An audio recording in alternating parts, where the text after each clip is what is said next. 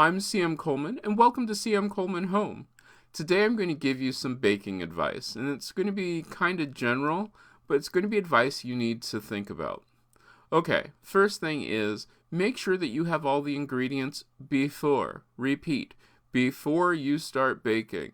This might seem like stupid advice, and some of you are going, I know all this, but others are going, oh yeah, I should check it. Really check the recipe and make sure that everything is on hand. That's why I like to measure out all of my stuff before I start assembling it.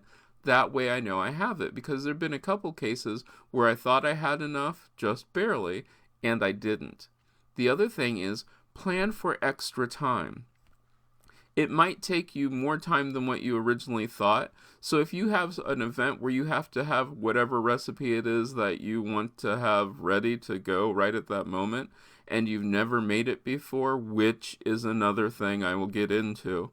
But if you have a recipe, you want to plan it out so that you have plenty of time to have the recipe made and ready to go. So let's talk about what I said about don't make a recipe for the first time and then test it out on your guinea pigs at a big event which is important to you. This never works. I know this from personal experience, because the recipe could be good, the recipe could be bad, you won't know, and in this way people will talk about it for years and years to come.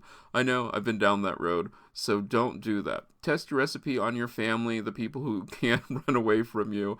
I like to bring my recipe into my place of work, and they get to taste it and tell me what they think about it, and we can make improvements on it before I take it out on the big showcase or before it shows up here on my channel. Other things to think about is make sure that your recipe is practical. There are recipes that call for ingredients that I'm never, ever, ever, ever going to use again, so I just don't make those. And I also generally only make recipes that I like, or recipes that I know other people are going to like. These seem like, these seems like advice that you should know and everybody should be doing, but for some reason people don't follow it. The other thing is relax. There's no reason to be stressed out about it, because if you can read, you can probably cook. Just take your time, follow the directions. Here's a crazy thing. Read the directions before you actually make the recipe.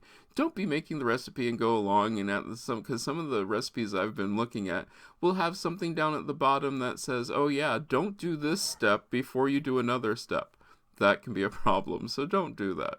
Read the directions, relax, have fun with it, and enjoy yourself. That's the best advice I can give you. Make sure you have all of your ingredients on hand.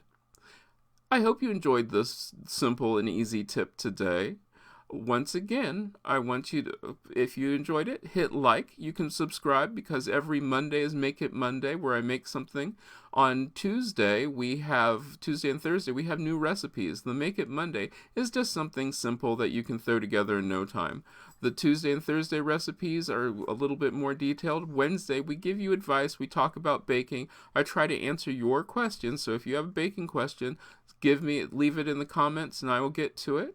On Friday is Free Friday, where I could be talking about anything.